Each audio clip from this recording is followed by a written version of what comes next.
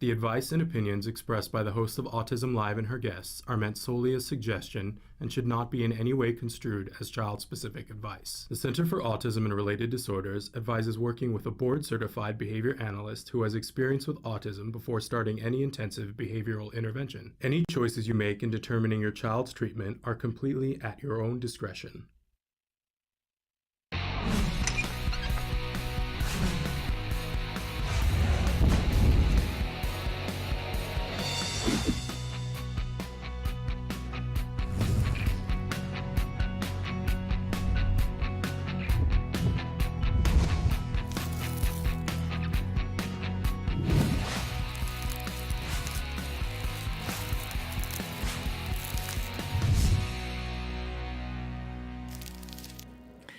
Good morning and welcome to Autism Live. I'm Shannon Penrod and we are webcasting to you live from Tower 1 in the Warner Center, the new home of the headquarters for the Center for Autism and Related Disorders. Thrilled to be here with you on this Wednesday morning. We've got a great show lined up for you. In just a few minutes, we're going to be joined by Dr. Doreen Graham-Pichet.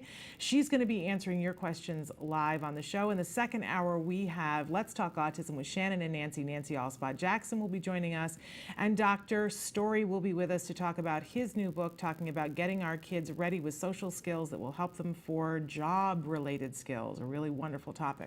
But as we start the show, we want to remind you that this entire show is meant to be interactive. We want to hear from you. We want you to be a part of the conversation. So Kelby is going to show you some of the many ways that you can get in contact with us. While he does that, I want to remind you that our homepage is autism-live.com. When you go there, there's so much to do. We do hope that you'll sign up for our email list, which entitles you to get the free monthly newsletter. You also get a free weekly viewing guide that gives you an idea of who's going to be on the show.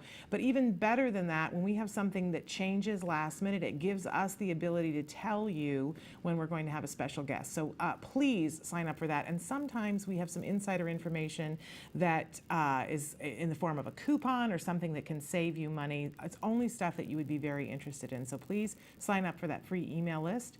Also on that page, you can watch the live show or the most recently recorded show by clicking on the little triangle that's on the computer screen. And to the side of all that, there's a series of white boxes. We refer to those as the live feature.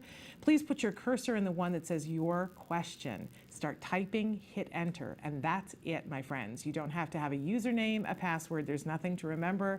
We don't get to know who you are. You have complete and total anonymity, which is wonderful, and it's also free. Now, if you would like for us to get back to you with any information, you can give us more information, such as an email, a phone number, and then we beg your patience as we scurry to get back to you as quickly as we can. It does take a little while. And if you see that we haven't replied, sometimes information can disintegrate, so keep asking if you haven't gotten something. We answer as many questions as we can in the time that we have. So please, please, please participate. All right, without further ado, it is time for Ask Dr. Doreen. Dr. Doreen Graham-Pichet is the Dr. Doreen is an expert in autism. Doreen Graham-Pichet. Dr. Graham-Pichet. Dr. Doreen Graham-Pichet. Dr. Doreen Graham-Pichet is a visionary in the field of autism. Now you can ask her questions on Ask Dr. Doreen. Welcome to Ask Dr. Doreen, and we welcome Dr. Doreen Graham-Pichet. Good morning. So thrilled to be here with you. Thank you very much. It's lovely to be here. Well, and we like to remind, in case people are just watching us for the first time, that you are truly an expert in this field of autism. Thank you, Shannon. And beyond that, a visionary in this field. Thank you very much. Such a privilege to be here with you during this hour when you answer questions from our viewers. Yes. And I like to remind everybody at the start of every show that no one in this format, no matter how great of an expert, no matter how much of a visionary you can be, you cannot answer questions in an individual specific way. So we ask for our audience to remember that when you write in a question, it's great to have Dr. Graham-Pichet weigh in and give you some interesting information that hopefully will help you to get further towards that progress that you're looking towards. But there are limits to what we can do in this format. Absolutely, and it's also difficult sometimes for us to give enough information. I mean, I was just looking at the list of questions you put in front of me this morning, and some of them would require me to go on and on for a couple of hours. Yes. So, we'll give you general guidance, and hopefully that will help you find the next steps.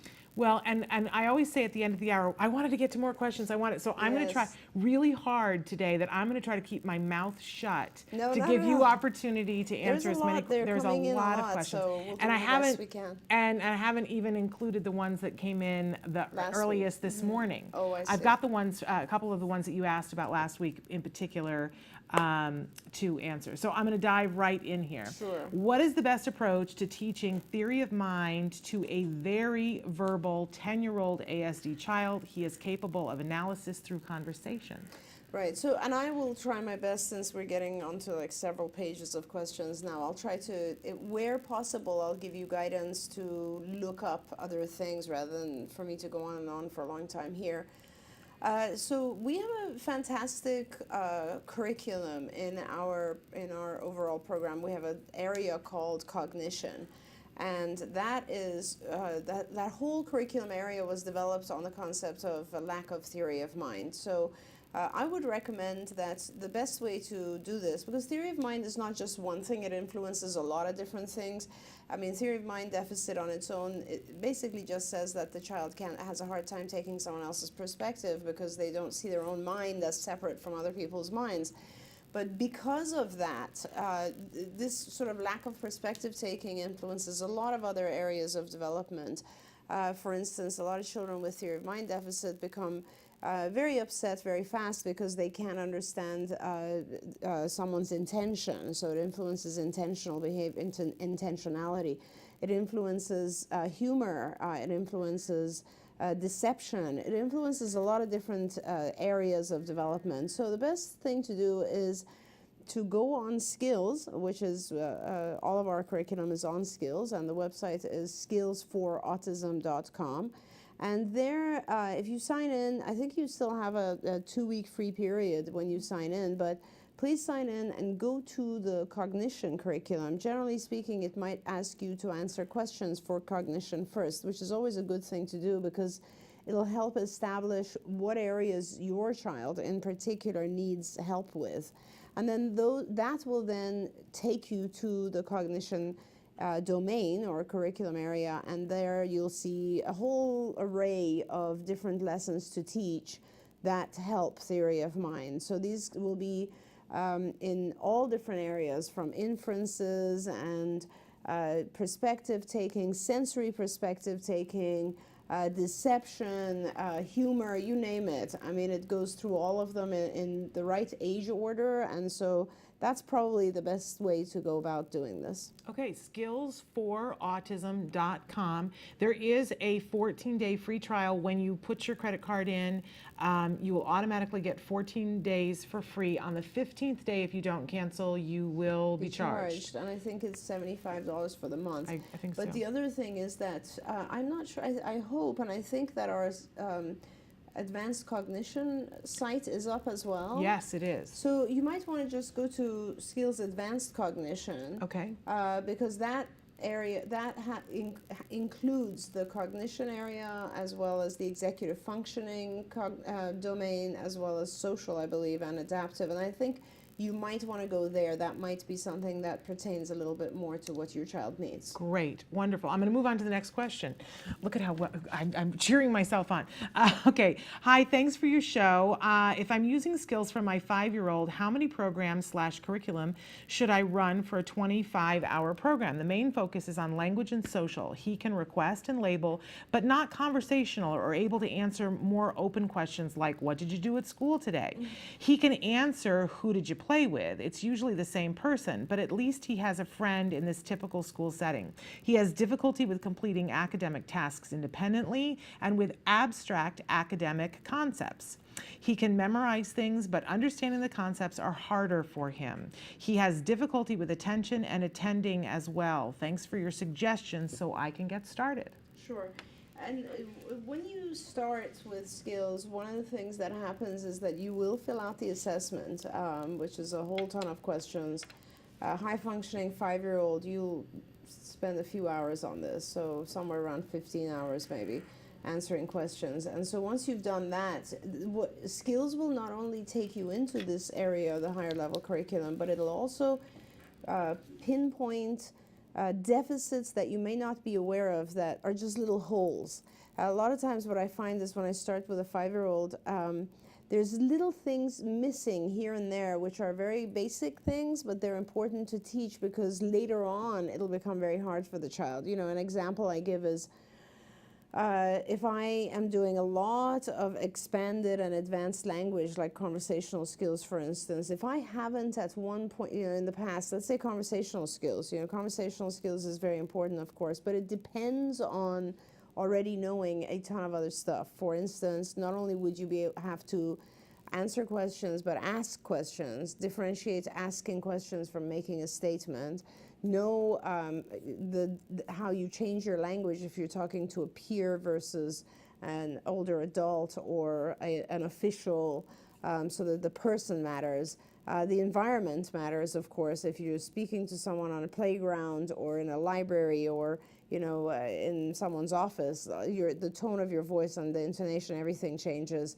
The content matters, obviously, so you would have had to develop some advanced content. So, and also turn taking matters, so you want to make sure you're paying enough attention to their subject as well as your own. So there's a million little things that you have to be teaching first individually, and then you kind of bring it all together into conversation. So skills helps you do that. You will go back, you'll see that skills will highlight a bunch of things that are missing that might be more basic skills, but you need to teach those.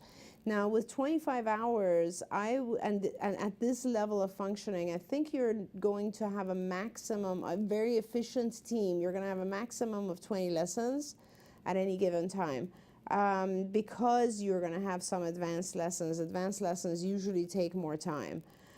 So, you know, 20 is probably a good number. We're adding a feature to skills, which hopefully will be out this year, where it'll specifically, once you've picked the lessons, it'll help you generate the number of lessons. And once you've answered the questions, it'll tell you how many lessons based on how many hours and so on. But for now, I wouldn't do more than 20. Some of them should be language, obviously. Some should be in the social domain, perhaps even in the cognition curriculum. And you'll do other stuff as well. Obviously, you want to make sure your child's play is developing normally. Your motor adaptive is an important domain. Don't forget about adaptive. And then, of course, you're entering the academic world now. You're 5, so you need to do a little bit of the academic perhaps as well. So it's kind of, you need to make sure it's a well-rounded program, but more focused on your child's specific areas of need. Okay, I'm going to take one more question before we take a break. And also, I do want to say that we do offer supervision. If you're doing skills, please feel free to contact us if you need guidance on an ongoing basis. Our quality assurance department actually has a lot of people who can get on the phone and just help you, walk you through this and just guide you as you use skills. It can be very, very helpful. I'm going to take one more question before we take a break. This was a question that we kind of addressed a little bit last week, but when we didn't have you, but you had said specifically that you'd like to answer this, and I know they would like to hear your words on it. What is the next step when you have a feeling your child is off, but the doctors seem to think it's normal? Dear Shannon and Dr. Grandpichet would appreciate ideas on, oh, that's the next one. Never mind. Okay. Moving on. So I would say, you know, go with your gut feeling. If you feel like there's something that is delayed, it's the best thing to, I mean, if you really want to look at a diagnosis per se, we can help you with that. We have a really great assessment team of licensed psychologists who are happy to do an official formal diagnosis. If you don't want to do that, just go online and put in DSM-5 criteria for autism, DSM-5, and you'll get the actual criteria, the symptoms that are necessary, and then you can try to be as objective as possible and just say yes or no, my child has these issues, and then take that to your pediatrician. That will help them see what's wrong. If you're not that concerned, another alternative is to actually go on Skills, which we were talking about, skillsforautism.com, and answer the assessment questions for your child. And Skills will show if your child is hitting normal levels within all areas of functioning. And Skills is split into, let's see if I get this right, language, motor, academic, adaptive, social, play, cognition, and executive functioning.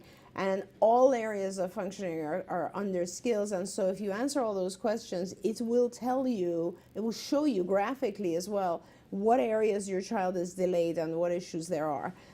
So, you know, that's 3 different things you can do. Persist, though. Don't give up, and don't just look away from it, because as a parent, I feel parents usually know when there's something wrong, and we need to pay more attention to their feelings. Absolutely, I agree. All right, we're going to take a short break, and then we're going to be back with more Ask Dr. Doreen after these messages. It's every parent's desire for their child to have a great start in life. Yet there is a condition affecting more children's lives than pediatric cancer, diabetes, and AIDS combined. Autism strikes 1 in every 150 children. Today, 1 in 110 kids in the U.S. will be diagnosed with autism. That is a huge jump from 30 years ago when it was 1 in 30,000. Startling new report finds the number of children with autism is skyrocketing. The Centers for Disease Control estimates 1 in 68 children has a form of autism. Now that's a 30% increase in just 2 years.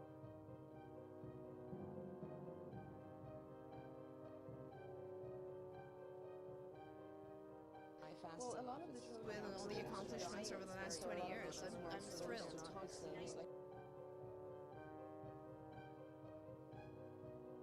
I think what kept me was the feeling that, you know, I would have a parent come to my office late at night at UCLA and just fall apart.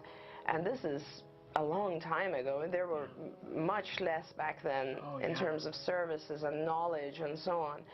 And I would just sit with the family and the parents and walk them through and try to take away some of their fears, you know. And at that point I realized, I think the thing that's actually most important to me is that process. I mean, thank God that I've been very, very lucky and blessed to have so many incredible clinicians join me along the way and just develop CARD in such an amazing, magnificent way.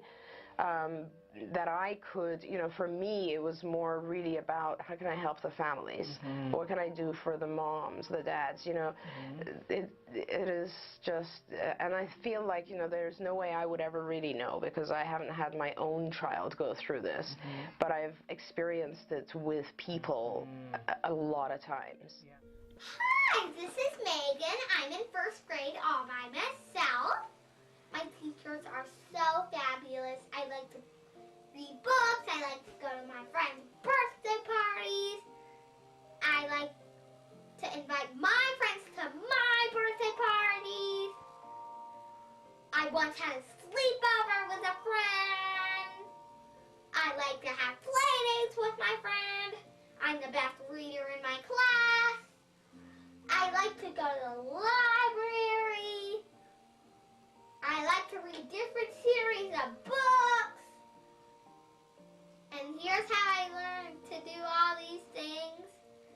By my card friends and Dr. Grampichet. Thank you, card friends and Dr. Grampichet.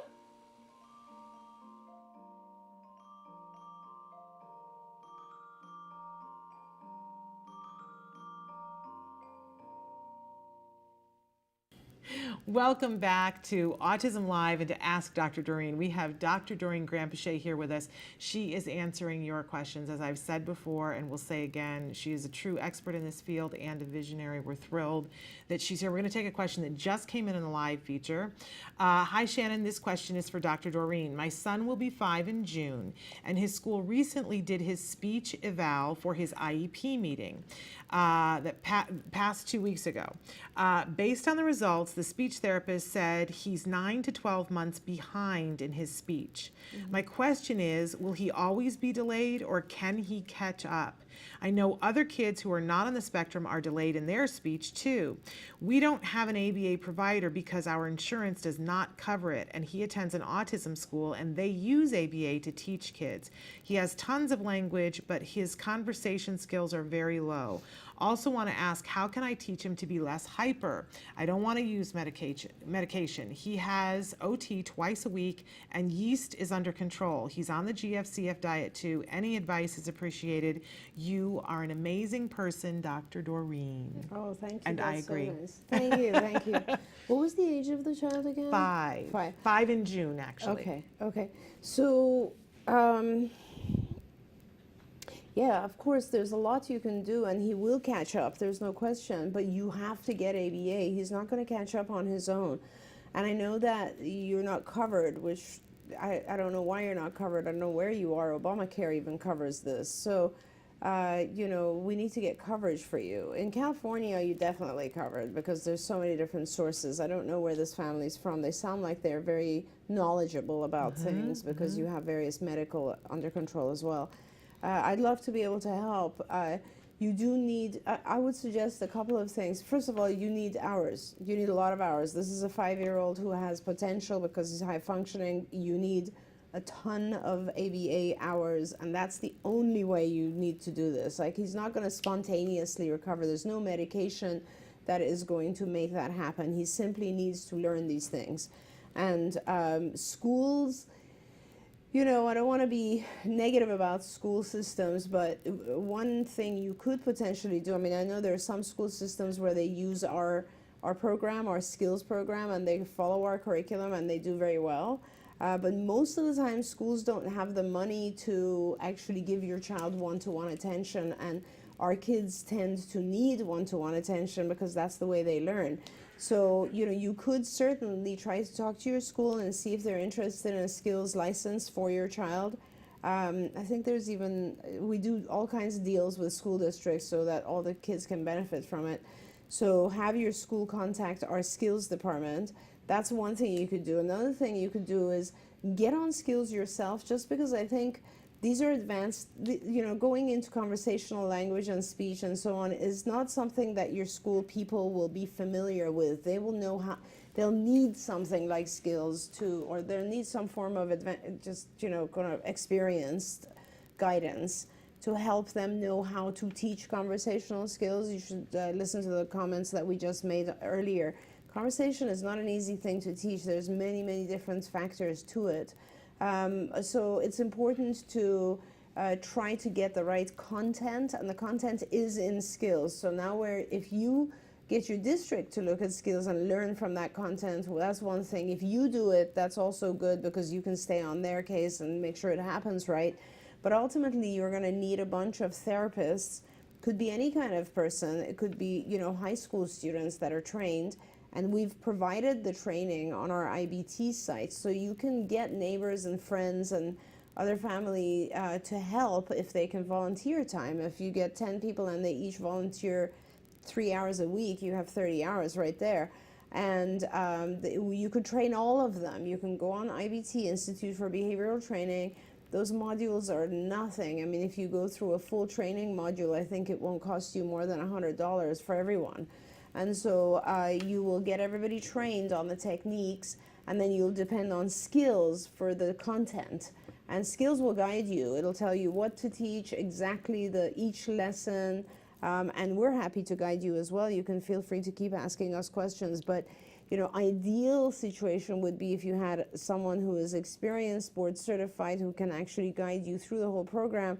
Otherwise, you certainly can depend on the skills program and on the IBT training to get something going.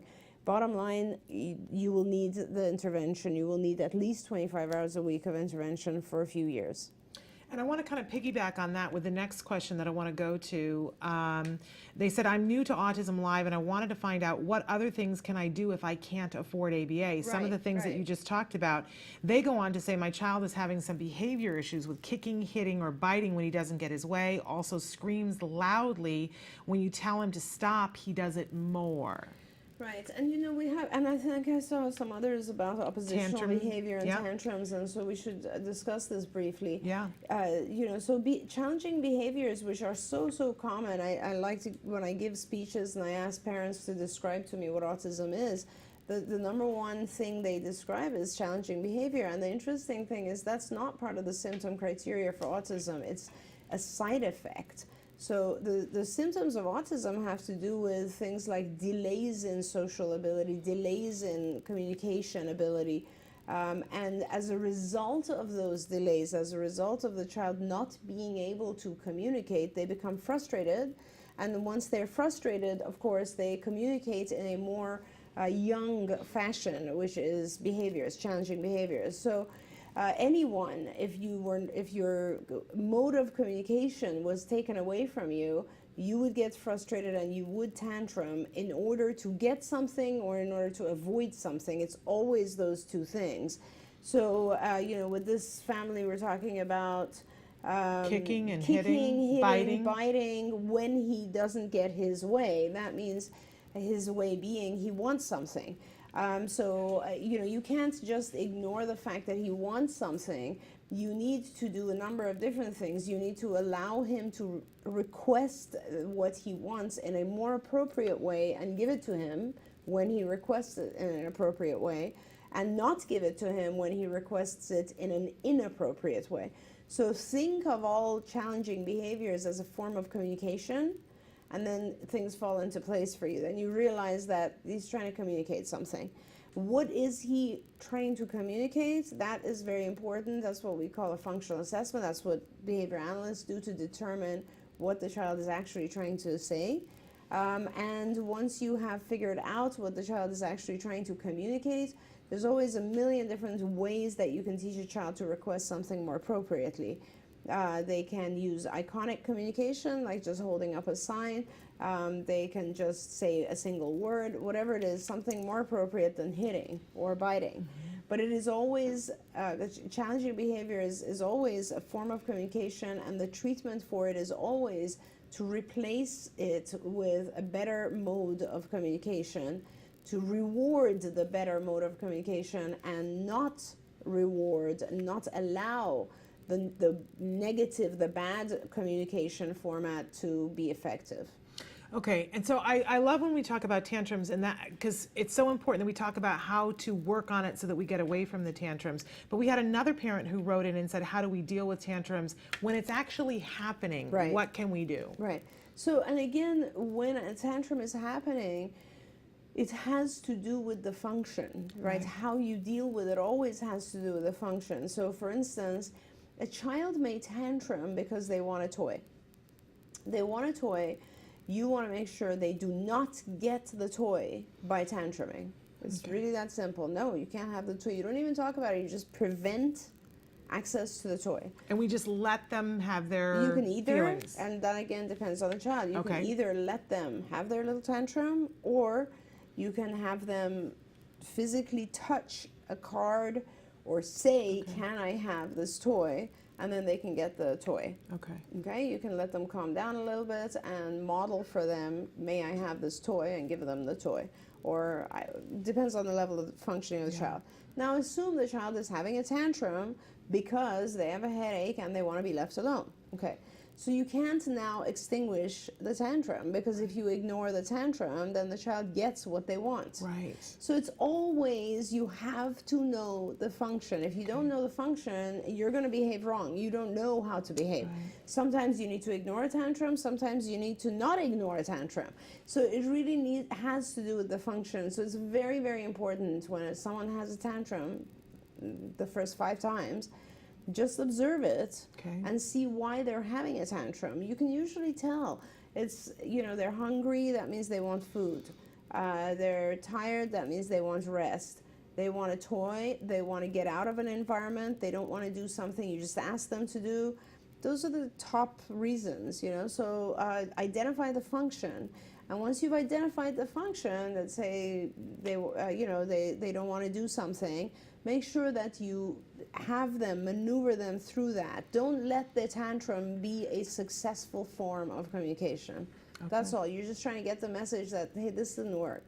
And be ready for what's called an extinction burst. An extinction burst means when you ignore the tantrum, or I don't want to say ignore the tantrum, when you don't let the tantrum be effective. When let's say the child tantrums because they want an item, and you prevent them from having the food.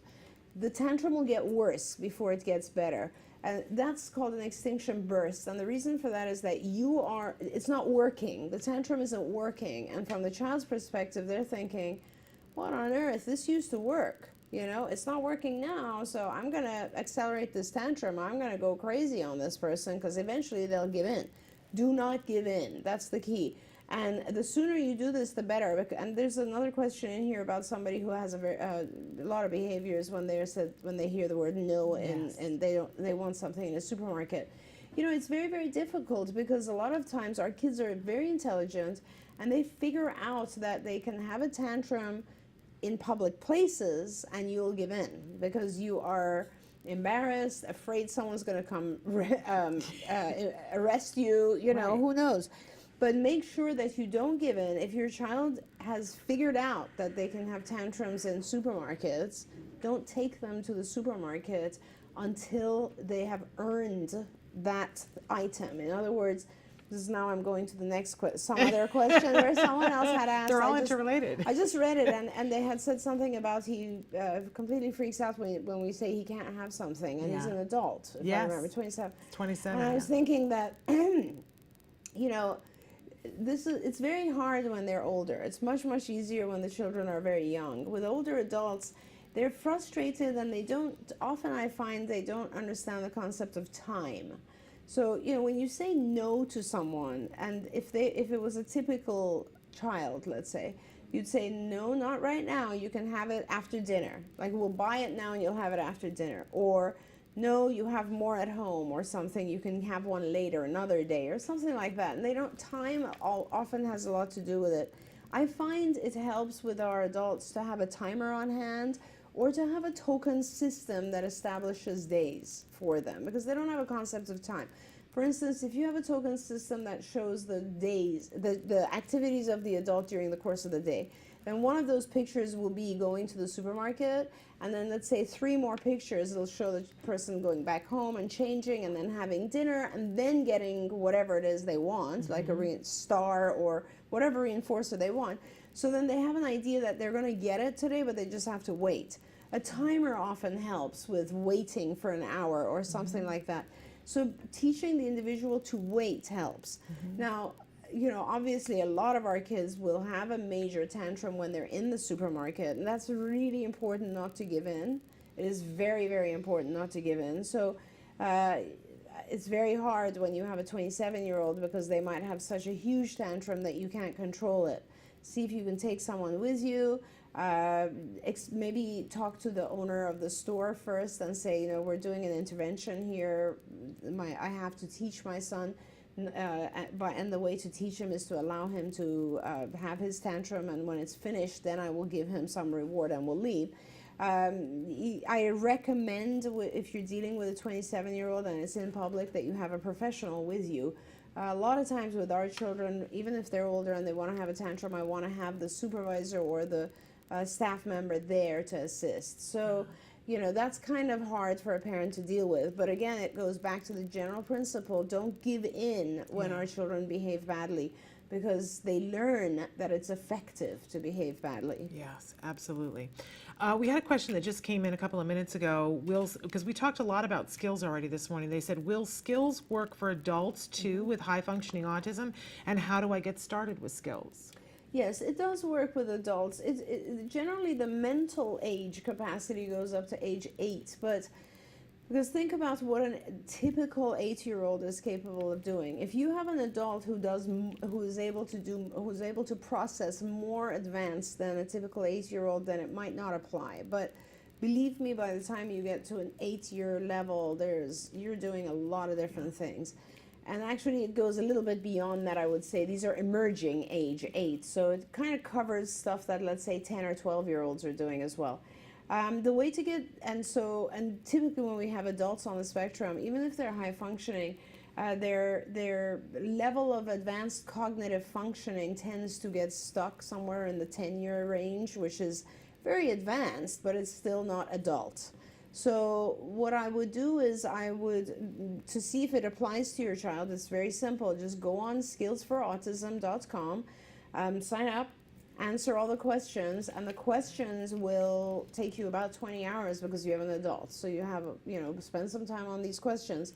Some of the questions are going to be a little basic, so just skip through them. But it is an intelligence software system where if you say, my child cannot do something, it'll ask you more questions. But if you say, yes, my child can, it'll skip a bunch of questions. So go answer all the questions diligently and it'll tell you. You'll see the result. You'll see where your child has deficiencies in areas of skill. And then it links you to the programs that you have to teach. It tells you exactly what to teach. So for instance, let's say your child doesn't know how to tell jokes. It'll take you to those lessons having to do with teaching an individual how to tell jokes. And so you have all the content. Now, how to teach your child, the technique is ABA, and that you get from another website we have, which is the IBT website, the Institute for Behavioral Training, and there you can actually go and select modules, or you can take the primary initial package for parents, and this is just live video that you will see you'll learn about ABA techniques, you'll learn how to work with your child, and then you'll go in and work with your child. We also have a whole ton of adult videos, but that has to do again with the level of functioning of the adult. Absolutely. I would tell you honestly that I've had the pleasure of reading through all of Skills at this point, and there are things in there that I have used to help me be better. We were talking yesterday about the whole social curriculum, that there are lessons in the social language curriculum. I have a very hard time ending a conversation, and I have gotten better at it from doing the lessons in Skills. So I think that there's something there for everyone. I honestly think that if every single 7th grader in the world had to do the executive functions curriculum, we would have better scores in high school and college, and we would have a more productive workforce in the world. I know, there's some, and it's nice that, it's amazing that you've been through it, Shannon, because when I went through it, it was in bits and pieces as we were developing it, and one of the things I've often wanted to do is, and I would love if you did this, is to pull out, I think there's some key lessons that really apply to everyone, not just the, like especially in the EF curriculum, there's a lot of planning stuff that's really, really helpful for typically developing kids. Yeah. If you could help me select the ones that we feel are more helpful for both typically developing and also ADHD kids. Absolutely. Because I really want to start helping some of the children with ADHD because they have similar issues in regards to, like for instance, in our executive functioning area, there's all these things for paying attention to the right stimuli. There's a whole section on attention, distractibility, inhibition, all of those types of things I think would be really useful. So useful. I would love to do that. It sounds like a great project. All right, we're going to take a break, and we're going to be back with more Ask Dr. Doreen. We're rapid fire. We're wearing her out, asking her questions, but it's very exciting. So stick with us. We'll be right back after these messages.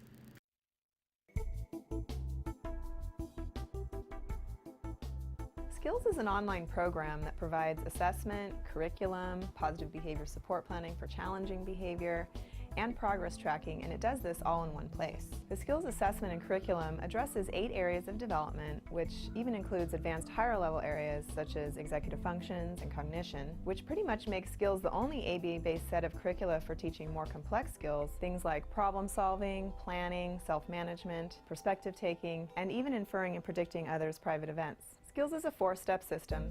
Step 1 is to add the child to your account. Step 2 is to start assessment. The Skills assessment is the only ABA-based assessment with psychometric research demonstrating the language subscale to have excellent reliability. Every area of human functioning and typical child development from infancy to adolescence was researched, making the Skills assessment the most comprehensive of its kind in the world, and we're quite proud of that. Skills is easy to use. Simply click Start Assessment and begin answering questions. Or simply type in a keyword, find specific activities to assess, and add activities to treatment. Step 3. Choose activities. Once you've completed the assessment, Skills selects from a pool of 4,000 activities categorized by age, level, and skill type to provide you with exactly those activities each child needs. Start by choosing a curriculum, then a lesson, and finally an activity. Click the information icon to view prerequisites, ages in which targets develop, examples, and IEP goals. Click the video icon to watch a short video. Once you've identified an activity you want to teach, adding activities to treatment is a snap. Step 4. Start treatment. Here you can access customizable activity lesson details, add your own customized targets and exemplars, and edit an activity status such as introducing or mastering it. You can even print handouts such as worksheets, tracking forms, visual aids, and other materials. Skills also offers multiple progress charts mapping curriculum progress, lesson progress, and cumulative number of activities and targets mastered over time. The Skills language curriculum is categorized by verbal behavior type so that users can identify progress for verbal operants, such as echoics, mans, tax, and interverbals. Skills is one of the only programs that provides the ability to write behavior intervention plans, or BIPs, for challenging behavior. With just a few clicks, the outline of the behavior intervention plan is written for you and ready to be printed and implemented. You can learn more about Skills today and get started by visiting us at www.skillsforautism.com, or you can call us at 877-975-4559. Skills. Progress starts here.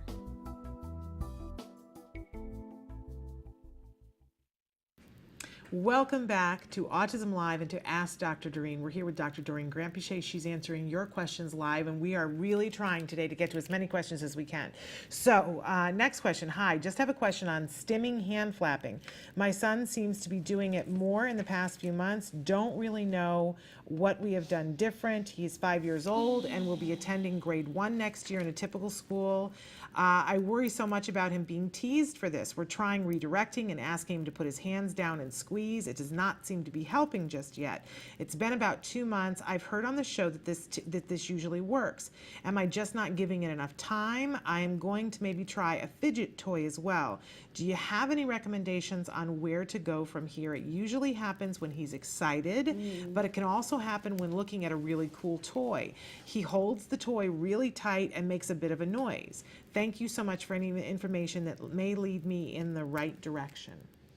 So, you know, it's funny because this sort of, I completely visualized what he does, and I think it's like this. And that is kind of like a neurotransmitter surge that I see some of our kids have. The hand flapping is more this, you know, which is also happens sometimes when our kids are excited.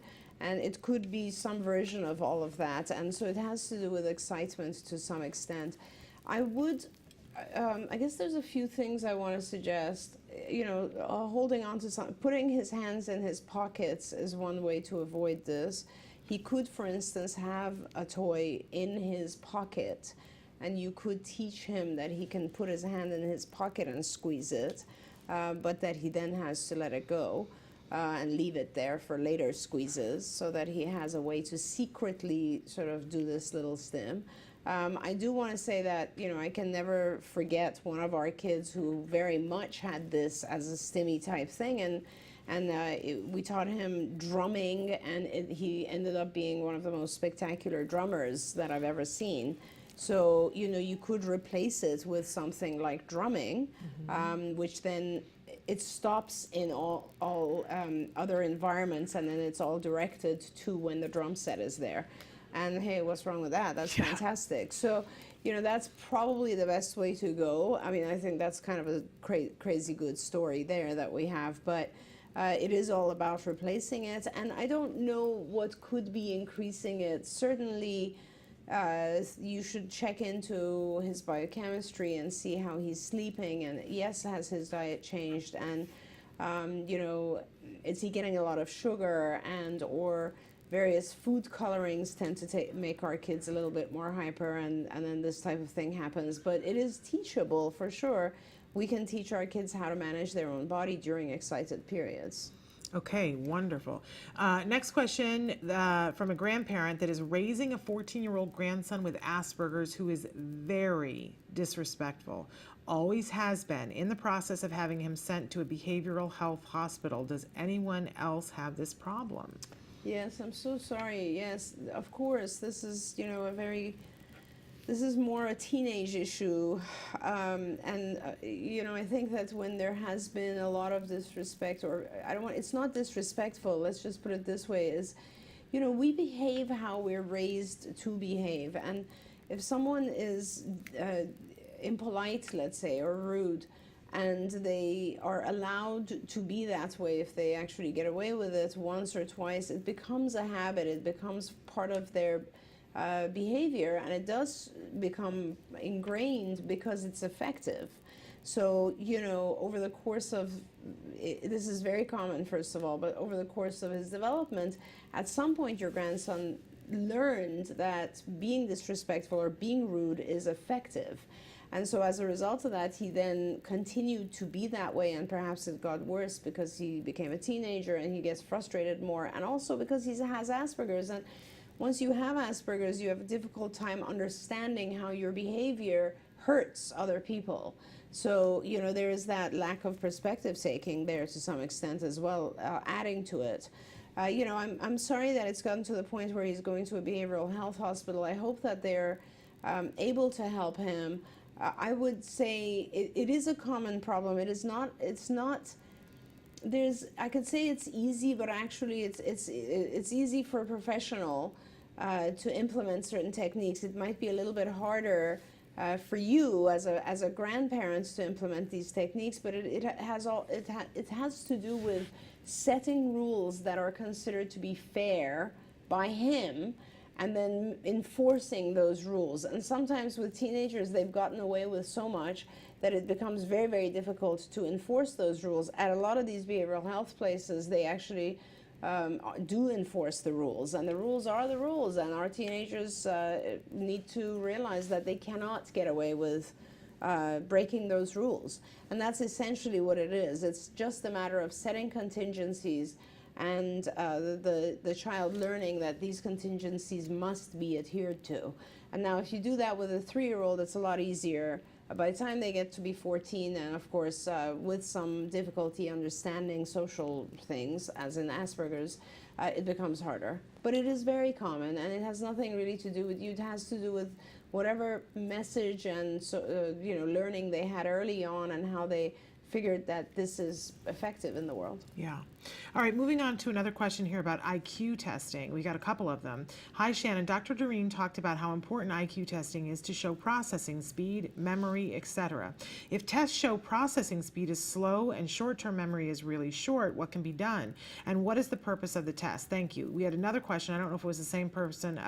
Can any psychologist do the IQ test, or should we find someone who specializes in the autistic population? Right.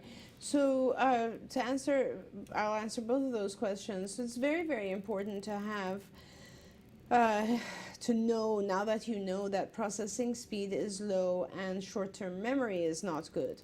Fantastic finding. See how important that is? It's critical to know those things. And why is it critical? Because you need to develop those skills, because it'll help everything else. Now, short-term memory is hard. It's easy to improve. It requires a lot of work. You will get a lot of memory lessons if you go into the executive functioning curriculum of skills. Again, it goes back to skills. Thank God we put all this in there. Yes. Go in skills for autism, answer the questions, and go into the section for executive functioning. In that section you will find a whole memory section, and it'll give you lessons to enhance short-term memory. That's that. Processing speed, you will find some activities that will help processing speed as well. But I have found that the processing speed is critical to all learning, and it's such an important thing, and nobody pays attention to it. It's like, imagine if you everything that you received information-wise from your environment, it took you longer to understand than everyone else. Like for children, of course, this is huge. Like someone will say something in a group, and by the time you've processed it and you're ready to react, everybody's gone to the next subject. So you are constantly left out of conversation and various other things that are happening to you.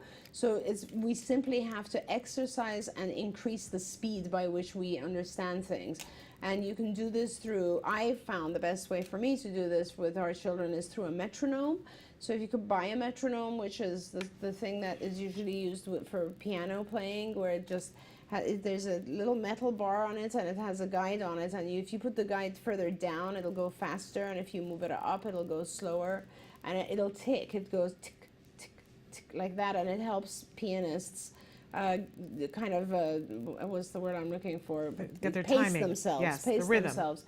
And so I would say you can use that and try to find the pace at which the child is comfortable. Like, you'll just put it at a pace and see if it disrupts their attention. If it doesn't, the pace at which it doesn't, you can leave it in the background and it doesn't disturb the child in any way, that's their pace.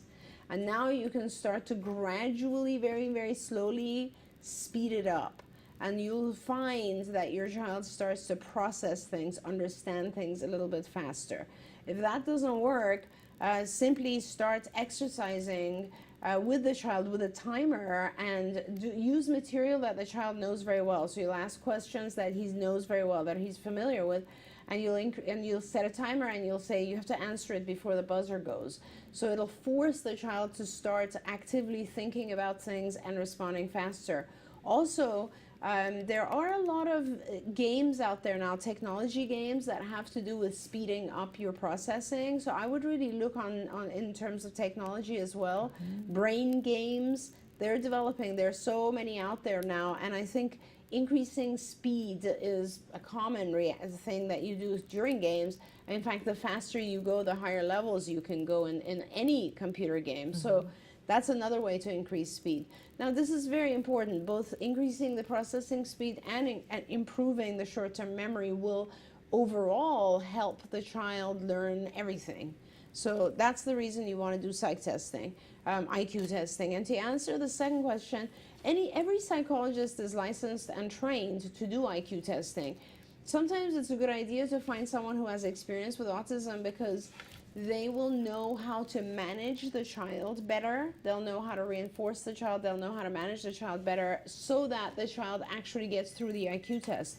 IQ testing, you're not allowed to reinforce very much. You're not allowed to repeat questions. There's certain things like that that you're trained as a psychologist.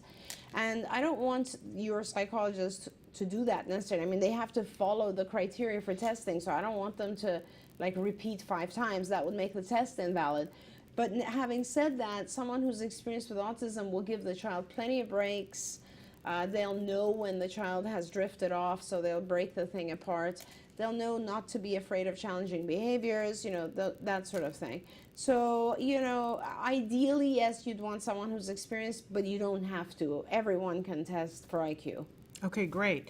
I'm going to move on to a question, I think, about oral motor. Dear Shannon, my son is 5 and still has an open mouth when he's not talking. He used to drool, not anymore. I was told it might be due to his tonsils and or adenoids, but we removed those more than a year ago, but his mouth is still open. I would appreciate any advice either from you or Dr. Copeland or from Dr. Grandpichet. Thank you, and lots of love to you and everyone involved in your show. That's wonderful. Was that one of the questions here? Yes, it is one of the ones on there, yes. Did they say that he's 5? Right. Is he drooling a lot, or He just used to, here it but is. he's not anymore. Okay, so open mouth, he's not talking. Okay, well then that's just a matter of teaching him to close his mouth.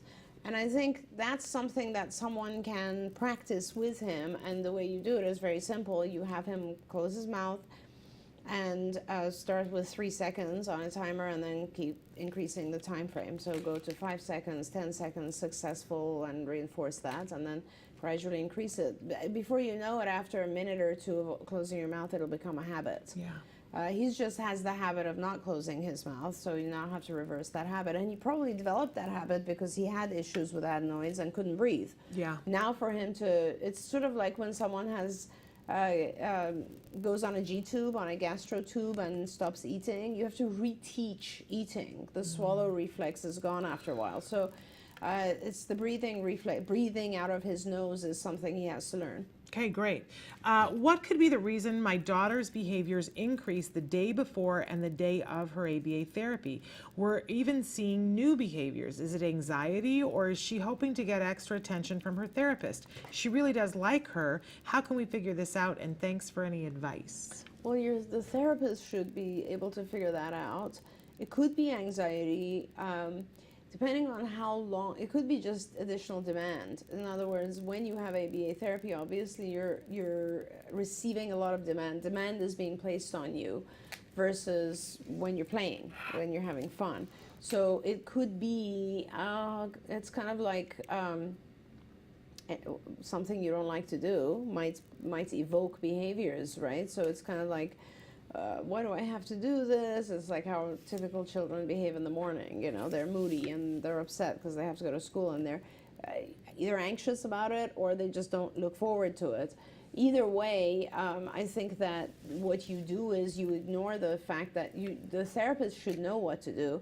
Essentially, what I would do is I would reduce the difficulty level a little bit without the child knowing. I would increase reinforcers. So essentially, I drop the level a little bit and increase the reinforcers. See, one of the things I always teach students is that when you are starting out, you have a high level of reinforcer for low demand. And then as time goes on, you balance those. You reduce the reinforcers and you increase the demand, because real life is that way, right? So if you look at even typical development with children, when they first go to preschool or something, it's all fun, right? And it's a short period of the day. And as time goes on, it becomes more and more difficult, and less reinforcers, right? There's very few breaks in a day, very few. By the time you're a senior, you're going through a crazy day, and then you have 3 hours of homework too. Right. So, but you wouldn't be able to do that with a very young child because they're just not acclimated to it. So, and the same thing with our kids. Any new task that you teach, you want to master very low demand and high reinforcer, and then you balance it. And during the course of that, things change. One day you're feeling sick. Child's feeling sick. Well, you're not going to put the same level of demand on someone who's sick. So you'll just reduce the demand a little, increase the reinforcer for that day. Or child is anxious for whatever reason, or that this is a new therapist, ABA therapist, or these are particularly more difficult programs that he's getting now, or he's new to the ABA world, or whatever it is, or he has a food that's not good for him. But if he's reacting, you want to adjust a little bit. You always want to adjust the program, because this is a couple of years, you know, you're going to have to make it acceptable for the child. You can't ram it down their throat. It's got to be something that the child is able to take in, and it should be positive. And I want to piggyback with that, because the next question is, please help. My adult daughter has Asperger's. She flat out refuses to do any chores around the house. I thought we can start with putting laundry in the basket and separating colors from whites on laundry day. She says it's my job to do the laundry and clean up after her. I know she'd like to live on her own one day, but how can you get her started learning how to do these things while she's with me? Right. So, you know, everything, this is probably what happens. What happens is she doesn't do the laundry, you do the laundry, so she always has clothes that are clean, right? So there is no consequence for her to not do the laundry. Now, depending on the functioning level of your daughter, either you can just stop doing the laundry for her, which means she will end up having all dirty clothes. And if she's high functioning enough, she'll dislike that, and then she'll throw a tantrum possibly and say, you need to do my laundry, and you'll say, no, I won't do it, but I'll show you how to do it. And then the problem is solved.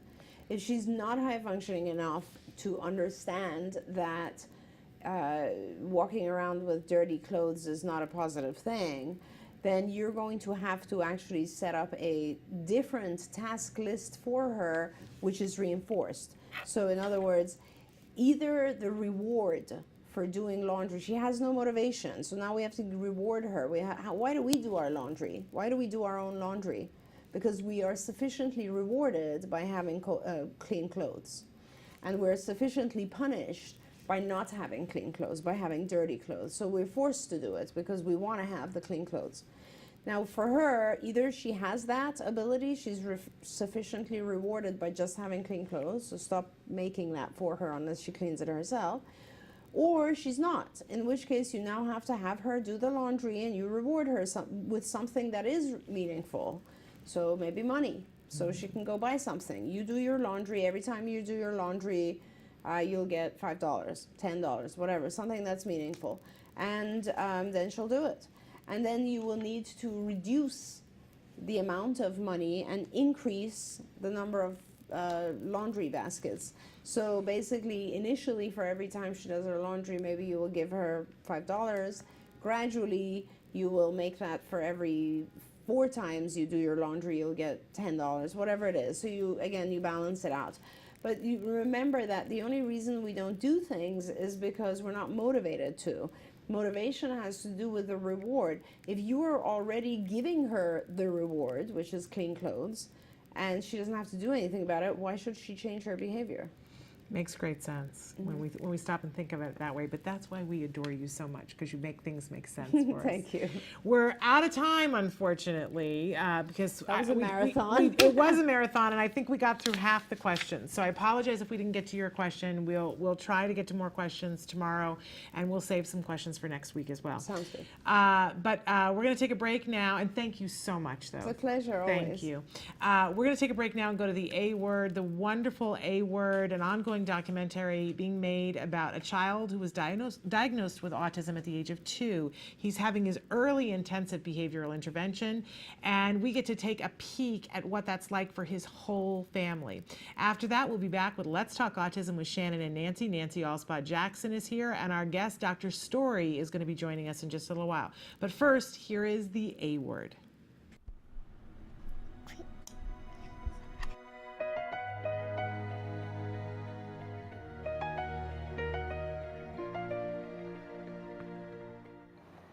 Hi, Jack Riley. Are you in the pool? Say hi, Suzanne. Hi, Suzanne.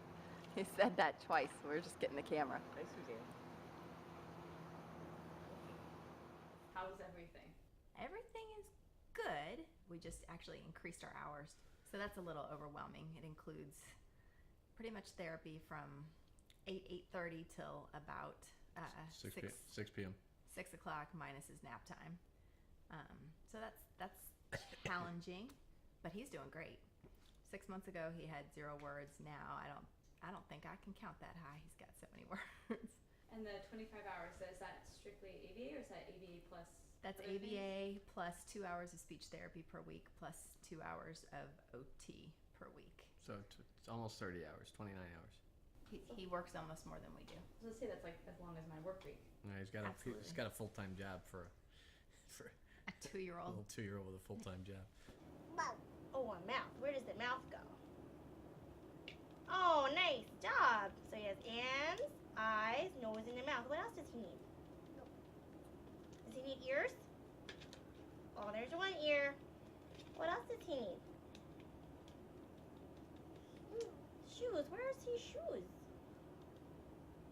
You gonna put feet? Okay. What else does he need? Oh, a hat. Which hat is he gonna put on? That one. Say hi, Suzanne. Hi, Susan. Hi, Susan. Hi, Jack Riley. Stop. We were diagnosed November of last year, so it's been 7 months since we've known that he has autism.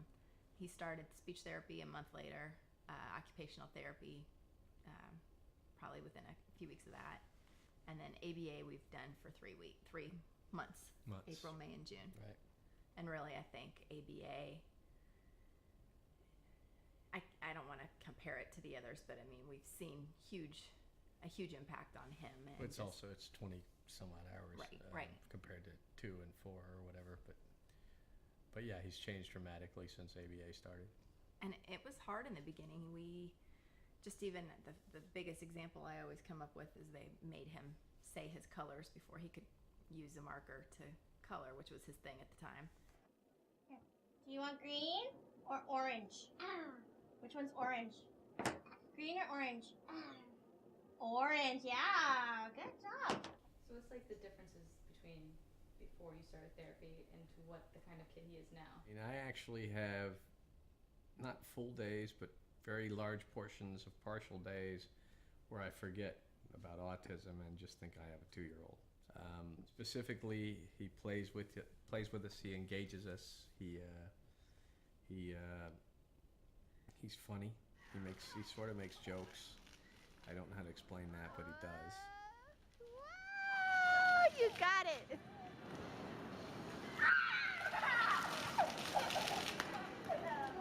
The communication skills have increased dramatically, where we were impressed with how he could label everything under the sun And mimic, and now he's actually asking for things. He's making requests. He wants help, and sometimes he'll say specifically, help open. That would have been unheard of a few months ago. Open. Hope. What? I don't remember this fascination with learning quite so much as the last few months. Right. And everything that he knows, he's always looking at us like, did you catch that I knew that? Did you see that I knew that was coming? Are you hip to this? Well, now it's gone. He's got it. Look at you being Mr. Trying to figure things out there. I know. That's cute. And then now it's there. Now it's there. You see it? That's hilarious. Ooh. Oh, really?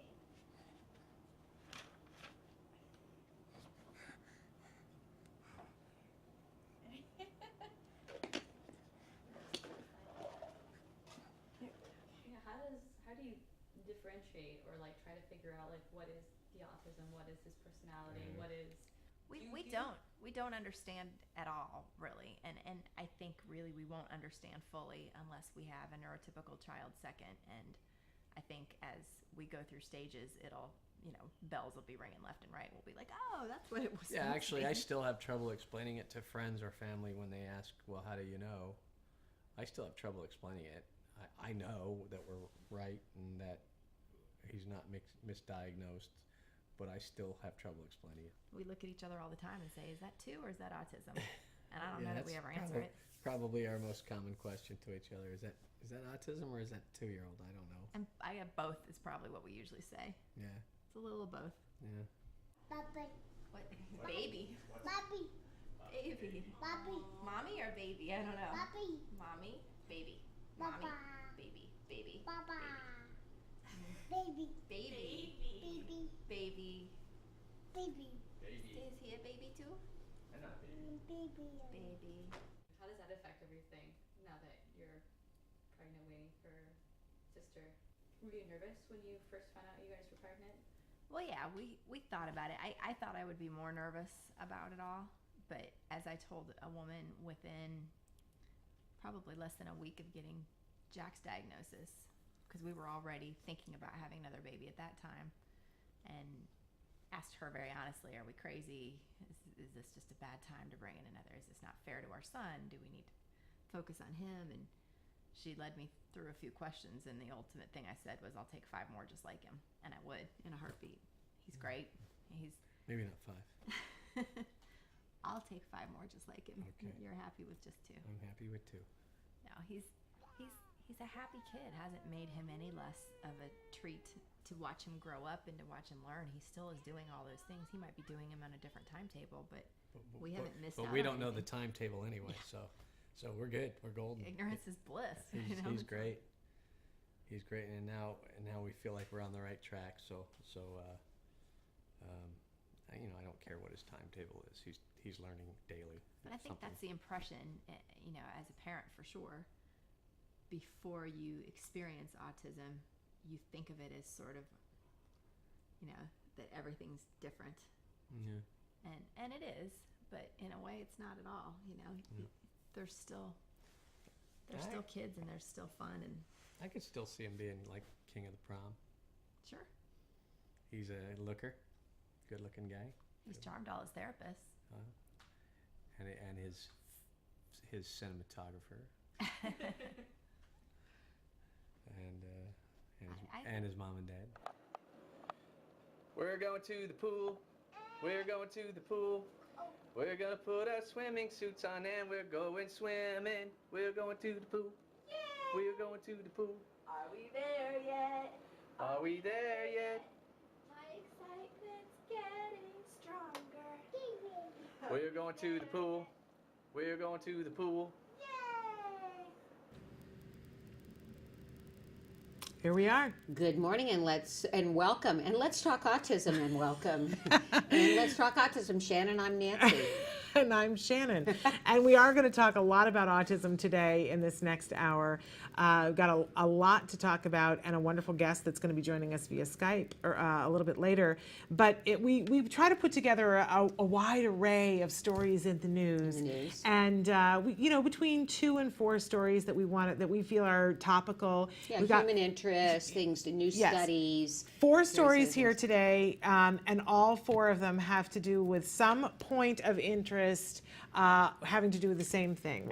Everything is about vaccines. Yeah, so it's just a lot happens to be today in the news about vaccines and autism. So and I don't even know which one to start with. I think I'd like to start with that officially it has been declared here in the state of California that the measles outbreak has concluded. Which is hallelujah. Yes, a wonderful thing. They have gone through 2 cycles now where no new cases of measles have appeared. So it appears that this phase of things is over. We can put that behind us.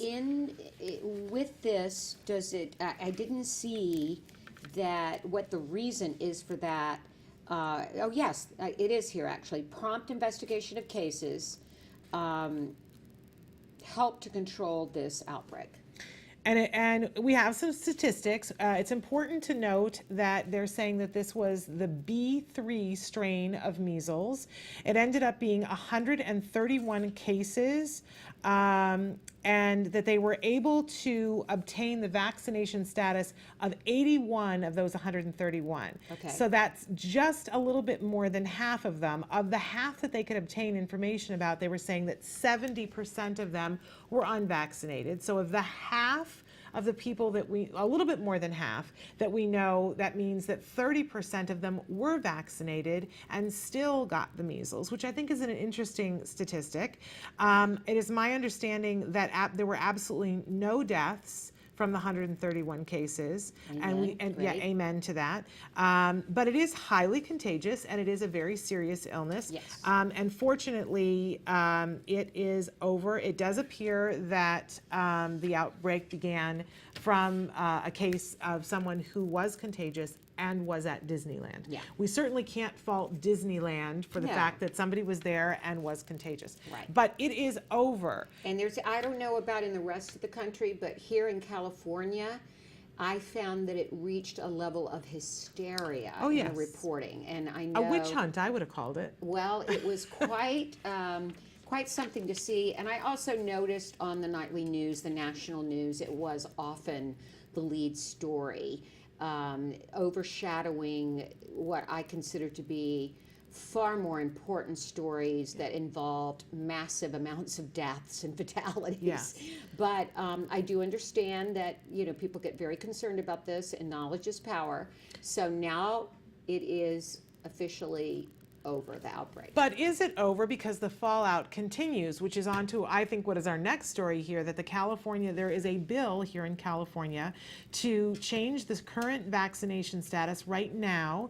If you have, there are 3 different reasons that you can choose to send your child to public school and say that you are not vaccinating. One can be because you have a doctor who signed off and said that medically it is not prudent. Right. And we know that there are cases of that, many cases of children who have a compromised immune system, Right. that a doctor would say it is not prudent to give you a live vaccination. You are not healthy enough to have that. You can also choose to exempt yourself for religious reasons at this point in California. And you do have the third ability, which is to say for personal belief reasons, you are not, so you're not saying that it falls into the medical necessarily or the religious, but you're saying I for personal reasons. Recently in California, they changed the law and said you have to at least have a doctor sign off that you've had a conversation and that you've heard from a doctor about reasons why you might vaccinate. You sign off and say, yes, I've talked to the doctor signs off and says, I've let them know, and we both agree that they've heard that, and you're still signing off and saying no.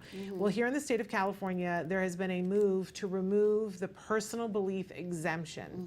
A huge move. And the lead author from the proposal is Senator Richard Pan, a Democratic pediatrician from Sacramento. And he has been very vocal about this and gotten a great deal of support. There have been many people on the other side. They said that when this bill first went into committee a little over a week ago, there were more people in the hall than any other thing, that it was amazing. People that were there saying, do not pass this law. This law is not something that we want or need. It passed its first committee and went into its second committee, which was the Education Committee. And strangely enough, the Education Committee said what the law said was that a school could not allow a student to come unless they were vaccinated or had a medical exception. And the Education Committee has said this would decimate the school budget. They won't be able to get the funding with all those students that will come. And it's irresponsible in that there will be children who will not be educated, and that if it is the parent's personal belief, that we are punishing the child. So the Education Committee said we cannot support this, and so the bill is stalled there. The supporters for the bill said, well, we're going to go away and come back with something that helps the Education Committee. And I said to you yesterday, well, I can't wait to see what they come back with. Is it going to be kittens in tutus or dancing leopards? How do you get around that? I don't know. It's going to be a very tough argument, I think, to say they have a solution on how to keep potentially hundreds of thousands of parents opting out of public education. It'll be very interesting to see what happens with that. So now we move on to story number 3, which in my opinion, it was a very quiet roar on Facebook, but not a lot of other places after that. It wasn't very publicized anywhere else, was No. it? Professor John Walker Smith, the High Court, who was hearing his appeal, he was the person who carried out research with Dr. Andrew Wakefield, and we're all familiar with that name. But I will admit that I was not familiar with the name Professor John Walker Smith. No, were you? I was not either. So he carried out research with Dr. Andrew Wakefield, and both of them lost their medical license as a result of the case that occurred because of that study. The study was discredited, and they were both sanctioned for professional misconduct. But that appeal was heard by the High Court and reversed in the case of Professor John Walker Smith. Yes. We should note that his case was paid for by his insurance company, because they were going to be liable for the professional misconduct. So they fought the case for him. Dr. Wakefield's insurance company, for whatever reason, didn't. But this is a very interesting thing, that a High Court found that the case was not strong enough and reversed this decision. Yes, they did not have a strong enough case, a finding for professional misconduct. Very interesting. We'll look to see what that ends up happening with Dr. Wakefield, if that makes any difference with him. And then on one more story. Yes, one more story. It's on the front page of the LA Times. And this was on the front page of everything, both yesterday and today, that there is another new study that is out this morning, a very large study that shows that there is no link between the MMR vaccine and autism. The examiners examined records of 95,727 children in an 11-year window. It should be noted that they did this using insurance records. I want to say that I think it's worthwhile to look at this study, but one of the things that I was really struck by last night is that they weren't saying to the families, by the way, did you include all the information that you would like here before? They just disseminated the information that the insurance companies have. Now, my son, when he was diagnosed with autism, was in between two insurance companies, between my insurance and my husband's insurance. And eventually my insurance went away and I went to my husband's. And it wasn't until last year that I discovered that in my husband's insurance, it does not list my son as having autism. I don't even know if I were to go back and look at our insurance records where Wyatt is listed as having autism. I have no idea. Well, it's just a thing. While this is a huge study, and I think it's impossible to ignore it, it is important to note that it is showing a slice of information from an insurance company, and we know that is not always the most accurate. So, the study was conducted by it's published in the Journal of the American Medical Association. And but they did take a great deal of time in studying children who were vaccinated and unvaccinated, children who were at risk because they have an older sibling, and that were vaccinated or unvaccinated. And you can look at what the percentage differences are, and they're very, very minute, according to their study. But again, through an insurance. And I've heard so many calls from, I guess what now are being dubbed, I always see them called the anti-vaxxers. For independent studies and research. Would this qualify as an independent? It's the Journal of the American Medical Association. Would that qualify as an independent study with no conflict of interest? I'm just curious about that. Well, and I think that that's a really good question, Nancy. And I don't know that I know that I don't have the answer to that. But people have said for a long time, we want to make sure that the people who are doing the study have absolutely no ties to the pharmaceutical industry. I would imagine that the American Medical Association has quite a few ties to the pharmaceutical industry. I would just imagine. Right. I think that that's a really good question. And perhaps somewhere down the line we could have somebody from the Journal for American Medical Association on to talk about their position in terms of that. Okay. All right. That's in the news. That's what we have in the news. And so we've got a wonderful guest who's going to be with us, a fabulous Dr. Keith Story. He's written quite a few books on the transition to adult life for people with disabilities. He's also written books on developing functional assessments and programs for problem behavior. And he's written about positive behavior supports in the classrooms and schools for teachers and service providers. So we're going to talk to him about some of those issues and some of those topics coming up when we have him via Skype. So stick with us. We'll be right back after these messages.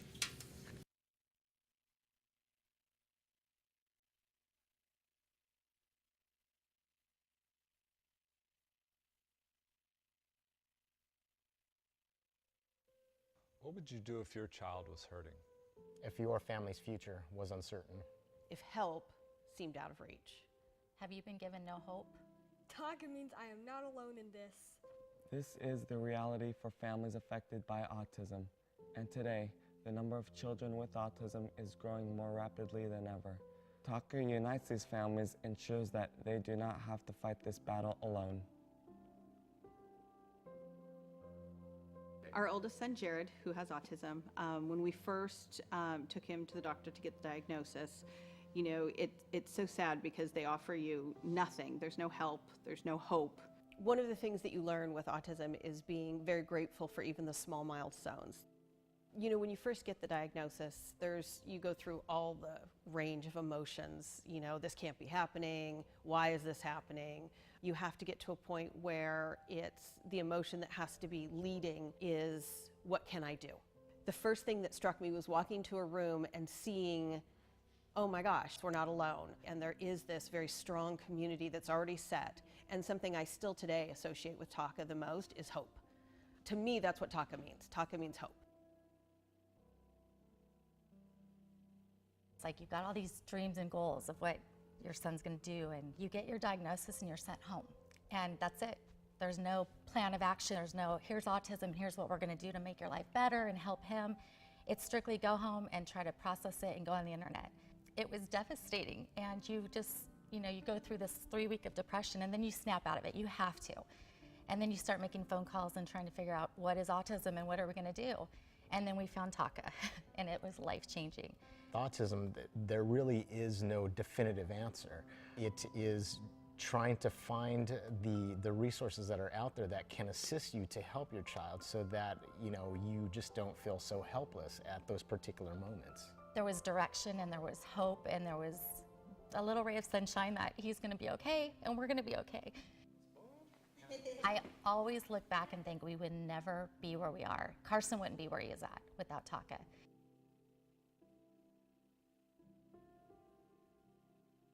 So 13 years ago, my son was diagnosed with autism, and that put our whole family into a tailspin. There were so many different ideas and things that were not proven. Nobody knew what guidance to give us. We had no direction. And then we found Taka. They helped give us a path to follow, help give our son a better future and make him healthy and put him back onto the road of recovery. When your son's first diagnosed, the first thing you hope for is, I just want my son to speak. I just want to be able to communicate with him in some way. Then you want a little more. You want him to go to a regular school. Then you want him to potentially have a real life and go to college. So you're always hoping for the future of your child. My son is a happy, healthy, vibrant young boy that's going to turn 15 really soon. And we couldn't be more pleased, and without Taka, I don't think we'd be in the place that we are today.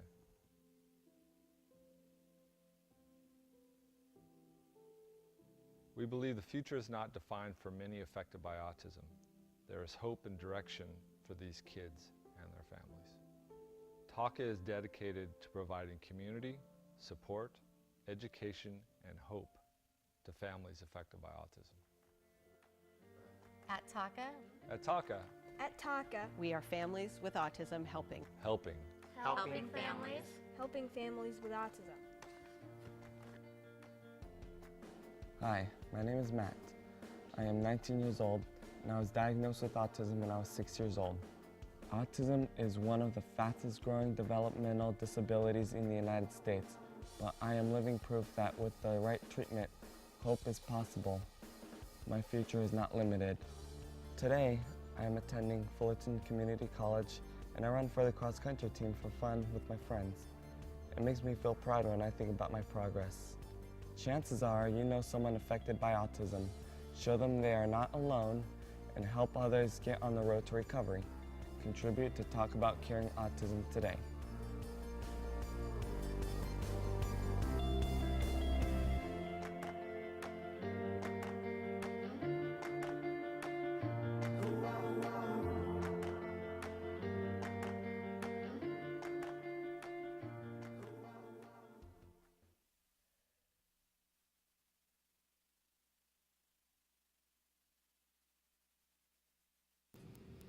We're back with Let's Talk Autism with Shannon and Nancy, and joining us now is Dr. Keith Story. He is currently a professor of education, and he is the Special Education Program Chair at Touro University in Vallejo, California.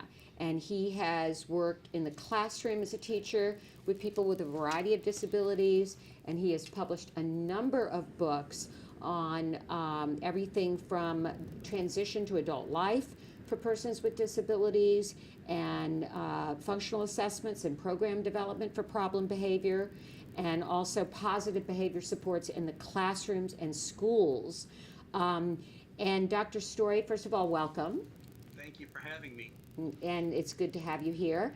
And let's talk a little bit about your newest book is called Positive Behavior Supports for Adults with Disabilities in Employment, Community, and Residential Settings, Practical Strategies That Work.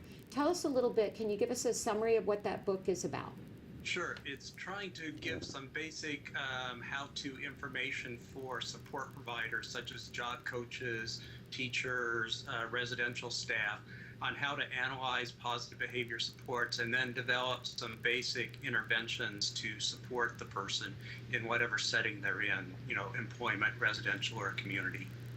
And Dr. Story, you know, we talk to people so often. Nancy and I are both autism parents, and the word positive supports, positive behavior supports, it gets batted around a lot, but I find that a lot of people don't really understand what that means. Can you tell us what the difference between a positive behavior support is and just behavior support? Sure. The positive behavior support is kind of a two-step process. First is analyzing why the individual is engaging in the problem behavior. There's two basic functions. One is to get something, and the other one is to avoid something. And once you understand that, then you can develop positive behavior supports. And those are skill-building positive behaviors. So say, for instance, an individual is becoming aggressive in order to get attention from a staff person. Well, if you understand that the function is to get attention, then you can develop positive supports for that individual on how to get attention in a socially appropriate manner that doesn't involve aggression. So then they can get the attention but not have to be aggressive in order to do it. So you're building skills for the individual that are positive. So that's why it's positive behavior supports. Well, and I think in our punishment-driven society, it's a real mental shift for people to think in this way. But I'm sure you could talk to us a little bit about why this is so effective and how effective is it? It's very effective. It's the most effective intervention that's out there for problem behaviors. You're right. The punishment strategies are not very effective because they're only focused on decreasing behaviors.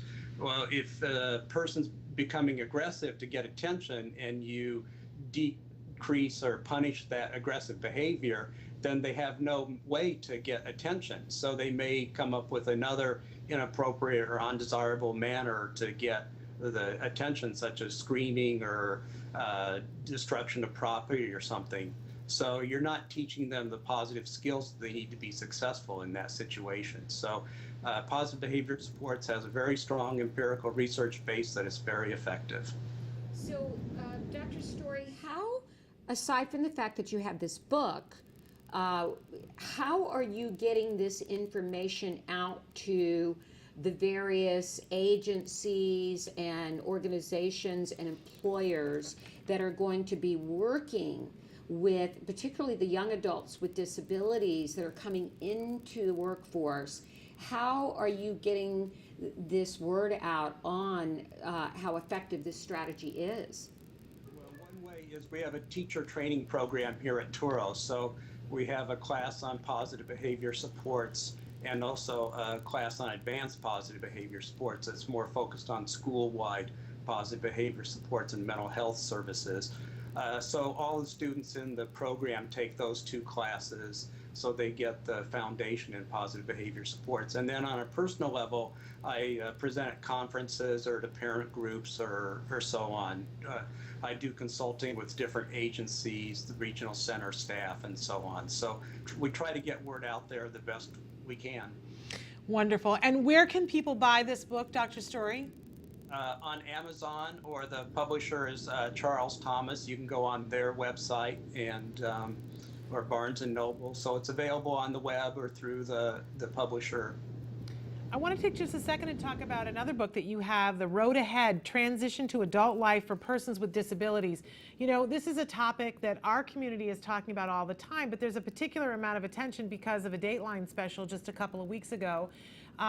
When we talk about the cliff, when our kids are falling off the cliff, yes, as they call it in our community. And wondering if you could talk a little bit about what's in this book and why people should know about it. Well, I think you're exactly right. We do, instruction in schools, and students learn academic skills, social skills, and so on. And then when they make that transition from the school setting to adult life, it falls apart, and they become unsuccessful, unemployed, living at home, and so on, living in poverty, whatever the case might be. So that transition process is really the key to having a successful adult life, and we need to get appropriate instruction and supports available. So a lot of it is when the student turns 16, they should start having some work experience. You know, it can be a couple hours a week or so on in a variety of settings, so they get actual job experience. Because, you can talk about it in school, classrooms, and so on, about what type of job you would like to have.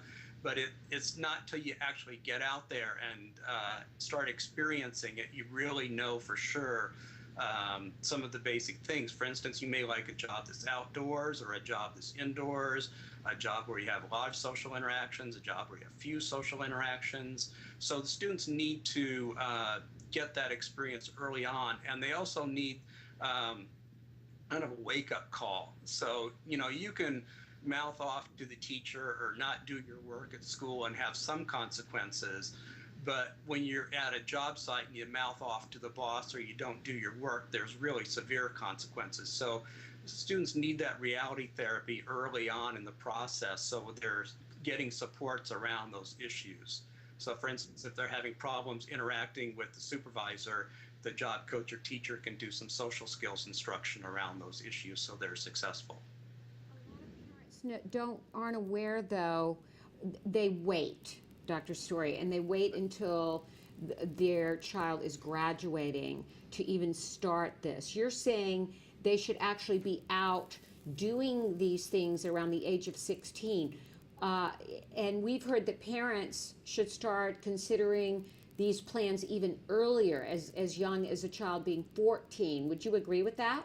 I agree completely with that. You can even start earlier than that in the school setting, doing job exploration types of things, having people come in and talk about jobs that they do and so on. And I think one really valuable thing is having adults with autism come in and talk to students with autism about their experience and what was difficult for them and what was really helpful for them. But I agree completely with you. You can start early on in the process. So you don't want to wait till they're 18, or if they're in the 18 to 21 program till they're 20 or 21 years old. It's too late at that point in time to have a good chance of success. But is that incumbent upon the schools to work with the parents to do this? Yes, schools should be providing information to parents, and parents should be taking the initiative to make sure that the IEP addresses a lot of those issues. For instance, we have Workability 1 programs here in California, so their child should be involved in Workability 1 programs when they're 16 to 18. We've got a question that came in from a parent that they're thinking of getting into the field of autism, and I thought maybe you'd have an opinion. They wrote and said, I have a son with autism, and I've been immersed in this world for several years now. I've since decided to try to enter the career world and decided to attempt to carry all of my autism experience into my future job pursuits. What career choices are available that are specific to autism where I can get an education with the emphasis in autism? You can get a special education teaching credential so that parent could contact a local university and check out, what's available. They could also look at the adult service system if they want to work as a job coach or, a residential person. They could contact the regional center and see what agencies are providing services like that in the local area. So there's a lot of options out there in the K-12 system, early childhood system, the adult system. Said many times that if you're looking for job security working in the field of autism, unfortunately, there's a great deal of job security right now. A great need for people who have skills in autism area, and having been a parent, then I'm sure that person has a lot of skills to bring to the table. Absolutely, absolutely. Well, Dr. Story, you have been prolific in your writing. We should mention that you've got several books. We've already mentioned positive behavior supports for adults with disabilities in employment, community, and residential settings, practical strategies that work, the road ahead, transition to adult life for persons with disabilities. You've also written a book, Functional Assessment and Program Development for Problem Behavior, a practical handbook, and positive behavior supports in classrooms and schools, effective practical strategies for teachers and other service providers. We really want to encourage people to check out all of your books on Amazon. I think that the last one is a great one. We have Teacher Appreciation Week coming up in just a couple of weeks. What a great book to give your teacher for Teacher Appreciation Week, right? Right. I agree completely. All right. Well, Dr. Story, we thank you so much for being with us today. Once again, Dr. Keith Story. So you can look up his books on Amazon.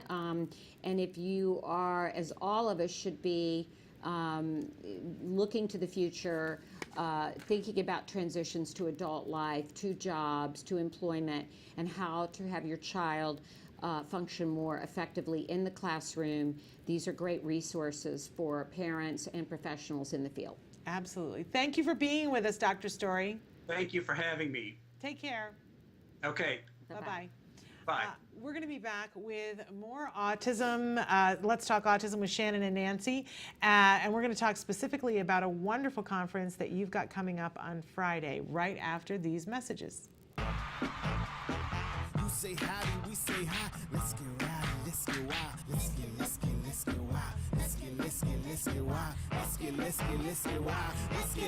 Let's get wild. Hey, welcome back to Autism Live. We heard you. Everybody wants macaroni and cheese. Yeah, but we're going to make it allergy free. But here's what's the crazy part of this macaroni and cheese. It's actually healthy.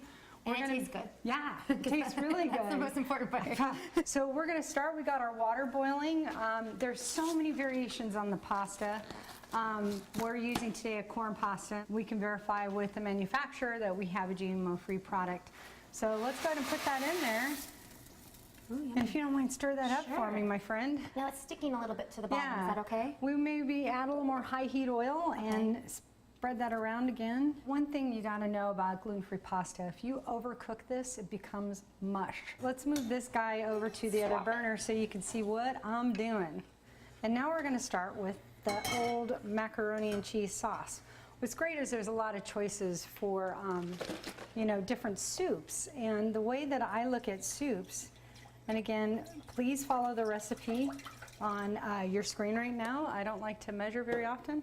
But what I like to use is a creamy butternut squash soup. So this soup is great because it adds a lot of flavor to the dish, but also gives people another serving of vegetables. With kids, we don't want to over season. Maybe with the adults, we can season some for the kids first, pull it out, serve them, and then add a little more, you know, garlic powder or onion powder or other types of things into your dish. So the next most important thing on this recipe is we're going to add in a thickener and the faux cheese. Now some people like their sauce really thick, so you just add in more cornstarch or more arrowroot, so that's not a big deal. How's that doing? You think it's ready? I think it's done. Okay, so why don't we switch? I'll take that, you do that. Okay. And I'm going to strain this bad boy here. Here, let me turn that off. Okay. Or we're going to cause trouble again. Trouble in Lisa's kitchen. Yeah, no! That's another show. Don't, yeah, right? So I'm going to go ahead and get this all strained. It's a good consistency. So I'm going to check to make sure our pasta is cooked. So really you just want to make sure, just like any pasta, it's a little bit squeezy, a little bit. Nice. Dude, good job. Yay. We're good. Looks yummy. So even though the cheese is not totally melted, it's okay. Don't panic. What's important is that you're going to love this recipe once you eat it. What I enjoy most about this recipe is that it smells good, but this stuff is amazing. So if you don't mind, I'm going to serve you some up, and you can maybe blow a little bit on it so you don't burn your mouth. Sorry, I'm once a mom, always a mom. Just like we tell our kids. I know, right? But I can't wait. I'm excited. So I'm going to give a shot of this too, but oh my gosh, that is so good. This is the ultimate comfort food. So oh, it's so isn't good. it good? And I'm not just saying that. It is really good.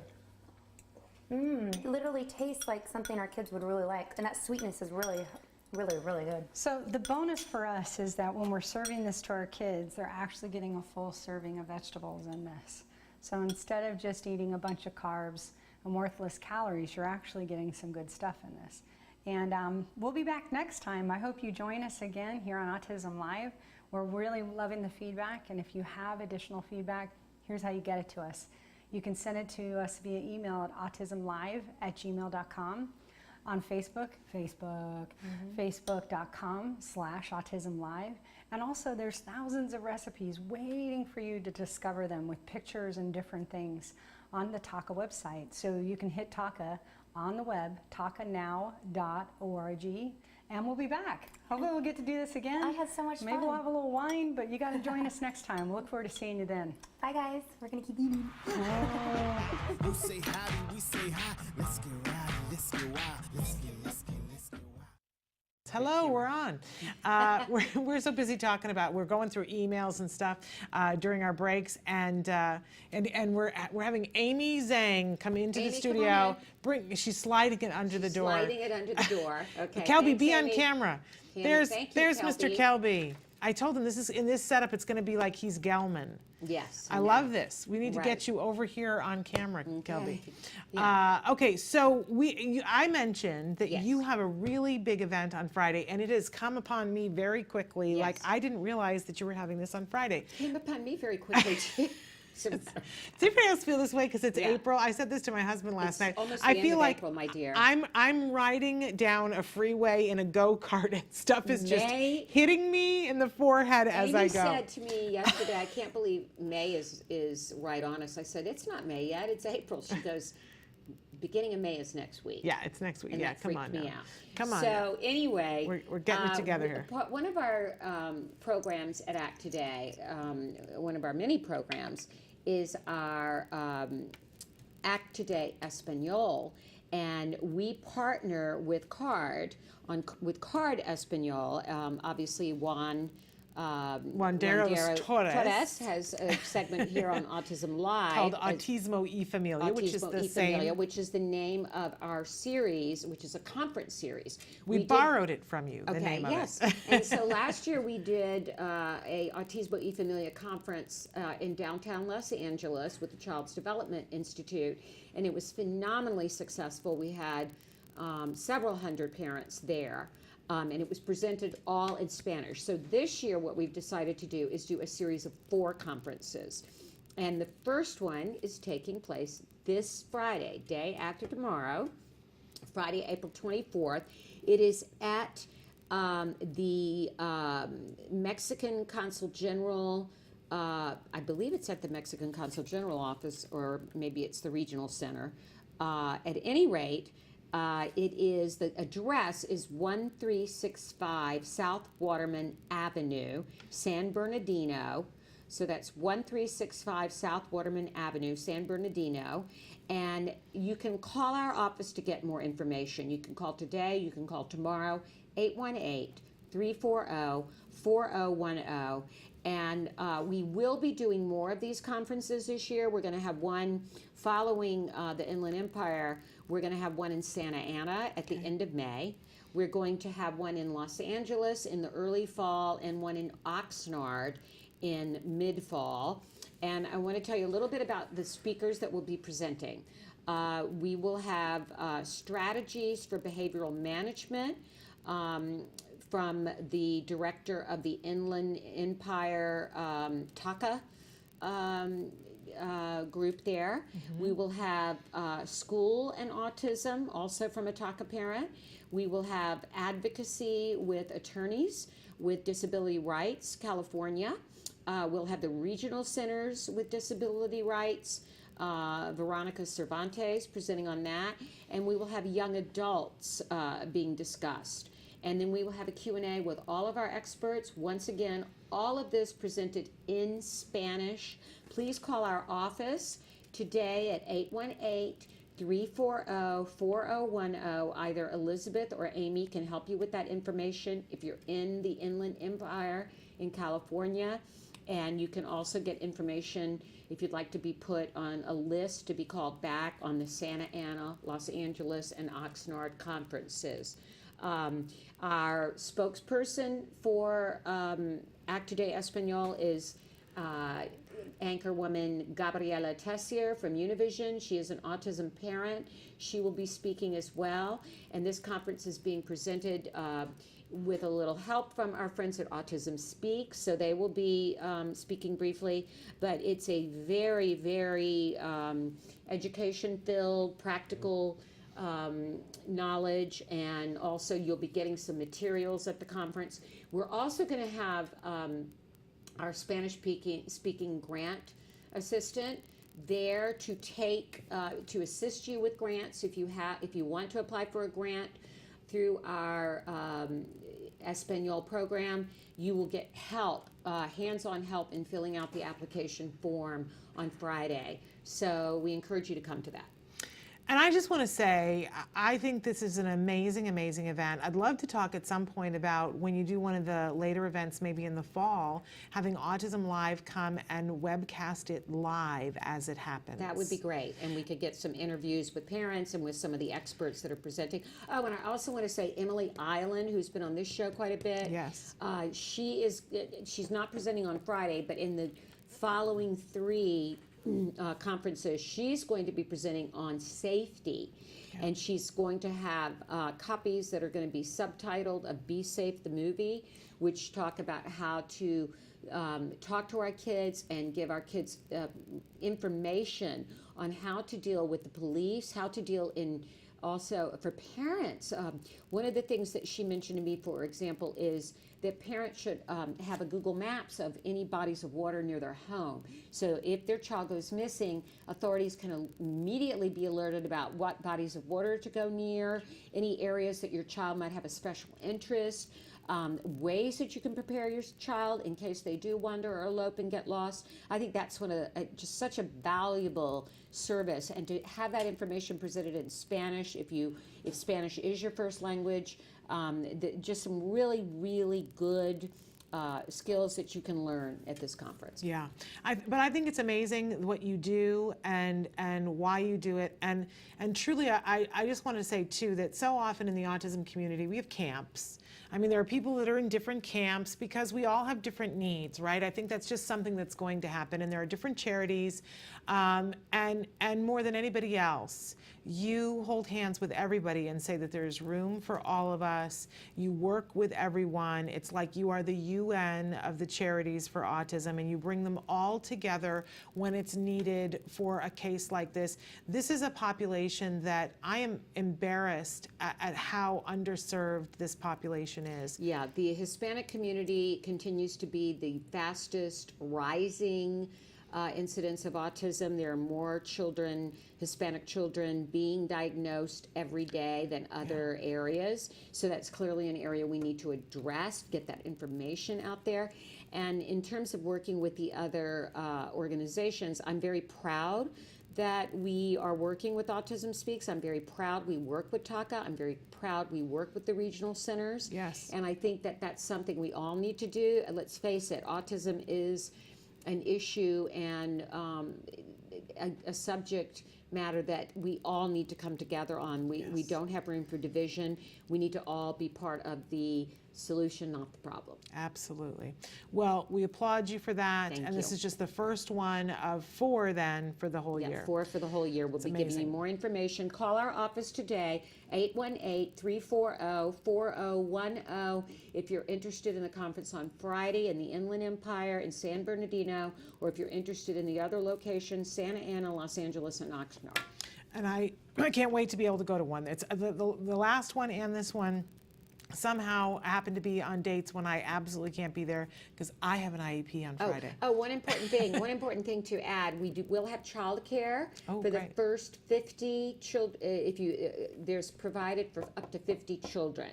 So we will have ABA therapists there from Center for Autism and Related Disorders helping with the kids, so you know your kids are in safe hands. If you don't have someone to watch your children or they're not in school on Friday, so that's something we're offering as well that you could take advantage of. Okay, but you must RSVP in order to get one of those spots. Yeah, we'd like your RSVP so we can, particularly if you have a child, we'd like all of you to RSVP, but particularly if you have a child, so we can be prepared for that. There you go. All right, we're going to take a very short break before we come back to close out the show. Stick with us. What is autism? What is autism? What is autism? What is autism? What is autism? What is autism? I've been asking myself that for a very, very long time. Let me think about that one. Trying to, just, Jeez. Let me think. Oh man, that's a big one. Yes. Autism, Autism is a neurological disorder that affects many of our kids in different ways. It's a learning disability that affects the cognitive functions of the brain. A lot of people have the misconception that it's a disability, and it's really not. I look at it as like a special gift. When one person thinks differently from another. It's an opportunity for everyone to learn to understand someone that's a little different than them. Autism is the ability to educate. They're given so much talent in different areas. To me, autism means a chance to be with and be around people you really care about. Autism is beautiful. It's a way of seeing the world differently. It's always unique, totally intelligent, and sometimes mysterious. Happiness that comes out of my son's hard work. It's a movement. Unpredictable. That's right. Awesome. Love. The field I want to work in. Laughter, fun, joy. Autism is beautiful to me. I want you to remember these 3 words. There is hope.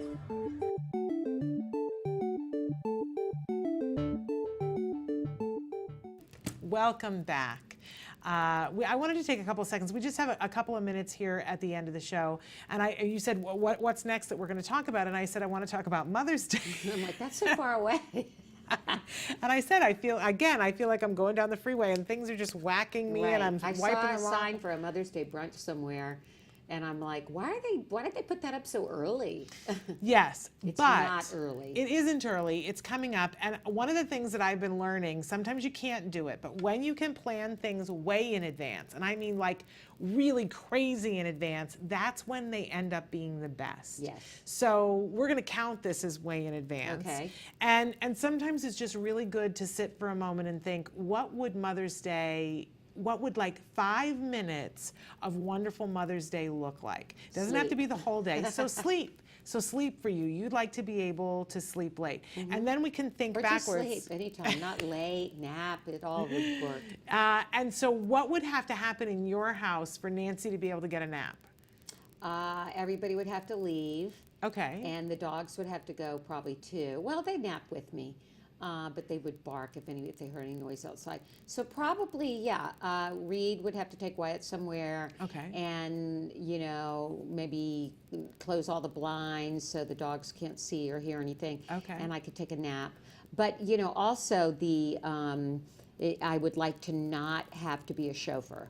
I would like to not have to go drive somebody to baseball, karate, tutoring, and or one other activity. Like, on Saturdays, I don't know what day Mother's Day falls on this year. It's a Sunday always. It's always a Sunday. It's okay, always see, I a don't know Sunday. that. That's what I thought. But anyway, on a Sunday, Sundays are pretty good for me because we usually that's our date day. So I could probably grab a nap, but all the things I'd want to do, okay, something great to eat, maybe someone cooking for me. Okay. Not me having to make it.